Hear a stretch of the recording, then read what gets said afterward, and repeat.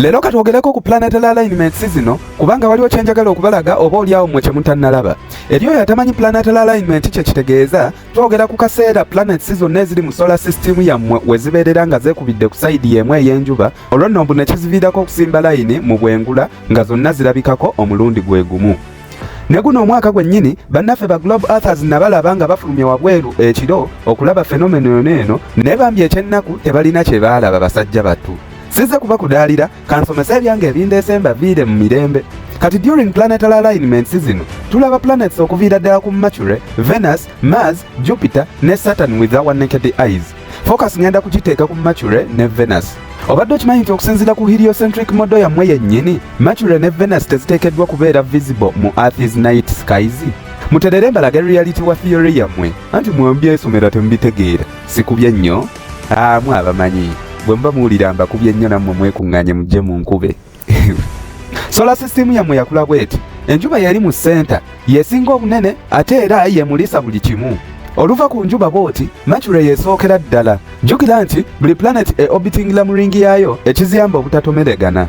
Kati ringi ya Mercury yesinga obufunda, ekireetera Mercury okwanguwa oku orbitinga enjuba nga kigitwalira ennaku 88 okwetooloola paka weekomawo we yatandikidde.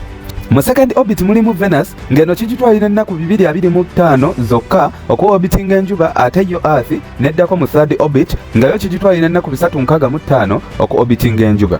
Kati ffenna amaaso wano ku kamodoka mwe ke mwakula musoma naye ne kabalema okutegeera. Tunula wano olabe nti Earth yammwe eri mu outer orbit ku Mercury ne Venus. Kyokka n'ekiditamininga obudde bwaffe okukya n'okuziba ye planet yaffe okwetooloola ku axis yaayo, sayidi emu eya Earth n'efeesinga enjuba. Naye kyenjagala weetegereze wano kye kino.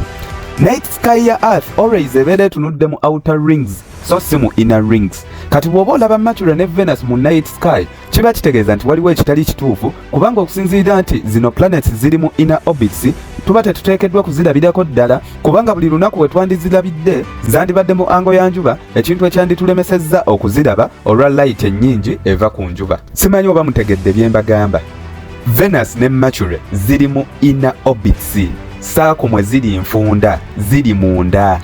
Iffe buli obudde we bubeera emisana, kitegeeza ne Mercury zibeera mu daytime.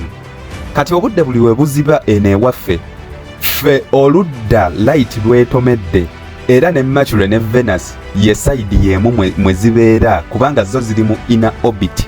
Kati ate ffe ekifuula obudde bwaffe okuziba, ye side eri etunudde opposite direction ku njuba, efeesinze mu wider orbits ziri ezirimu zi planets Mars, Jupiter ne Saturn. Simanyi oba mubitegeera bye mba nnyonnyola, naye nga mulina okwekaka mubitegeere, kubanga bwe mutaabitegeere nja leeta akalera baana. Kati nkimanyi nti system yategeka dda ansa ku buli kibuuzo ky'ogibuuza kubanga tebaagala ozuukuke. Naye nze kyenkola nga sinnaba kujja wano kubakolera video, mbasooka okubuuza system ne nsobola okulaba ansa gye baategeka ku kibuuzo kye mba ngibuuzizza. Bwe ndaba nga answers ze bampa teziriimu ggumba lyonna, tegeererawo nti kati wano ngenda kubakuba ku kawompo era seesikaamu wadde nga video ngibateera. Yo system egamba mbu tusobola okulaba Venus ne Mercury mu budde bw'ekiro mb'olwa terminator line. Kati ebiseera ebisinga bakozesa terminologies weziti just kubakanga babalowoozesa nti nno bye boogera bya magezi nnyo, naye nga mu reality tewaba nsonga yonna, kubanga ne terminator line gye boogerako okusinziira ku modo nayo yennyini esigala eri mu daytime. Kati ate ffe okulaba planets zino ebbiri tetusooka kulingiza sayidi z'eri eza Earth mu daytime. Ffe tusitula busituzi mitwe gyaffe waggulu eno mu night sky ne tulaba Venus ne Mercury nga zihangingga. N'olwekyo nze ŋŋamba nti kiba kya busiru nnyo gwe okulowooza nti nno elongation ya 28 degrees ku Mercury n'eya 47 degrees ku Venus nasabye kugamba mbu bye biviirako planets zino okubeera visible mu night sky ya Earth bituufu. Planet okubeera mu mbiriizi z'enjuba tekirina ngeri yonna gye kigaziyaamu orbital circle ya planet eyo kugituusa kusanga ffe abali mu wider orbit ate ku opposite direction tusobola okugirabira mu far angle. Jjukira nti average distance wakati wa Earth ne Venus eri mu kilometers obukadde 41.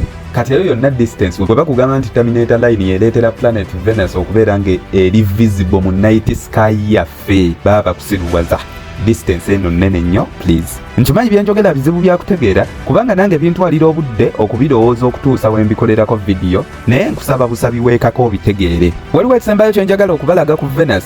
Venus eno erina engeri gye yeeyisaamu eyinza okuleka omuntu nga si mumativu ne heliocentric mode eno. Eri oyo yenna omupya mu content ono ow'ebyobwengula, Venus eno erina amannya abiri. Oluusi tugiyita evening star ate olulala ne tugiyita morning star, kisinziira wa weeri. Essaawa eno wenkoledde vidiyo eno, Venus tugiyita morning star olw'ensonga nti eri visible gye tuli mu budde obw'okumakya. Okusinziira ku nze kyendaba nga nvudde ku byekisiru bya NASA, Venus eno ewerekera enjuba ate olulala n'ekulemberamu enjuba. Kiikino kyenjogerako. Venus eno emala emyezi 9 nga tugiraba buli lunaku mu night sky yaffe nga ewerekedde enjuba. Normally, Venus yamunyenye esinga okwaka mu west ng'enjuba kyejjeegwe. Ojja kufuluma olweggulo ogirabeko, naye bw'otoogirabe nakugambye nti wenkoledde vidiyo eno nga Venus yafuuse morning star. Emunyenye n'eswitchinga ebifo.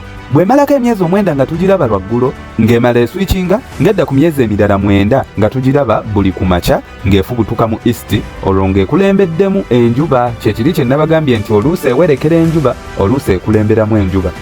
Eri oyo yenna ayagala okugirabako Venus ojja kukeera ku makya ssaawa nga 11 otunule mu east enjuba gyefubutuka buli lunaku. Ojja kulengerayo emunyenye esinga okwaka ejja kuba Venus. Ekibuuzo, kino kisoboka kitya ku planet edduka speed okutusinga? Tetuteekeddwa okulaba Venus buli lunaku with this kind of consistency okusinziira ku orbits zaayo mu theory.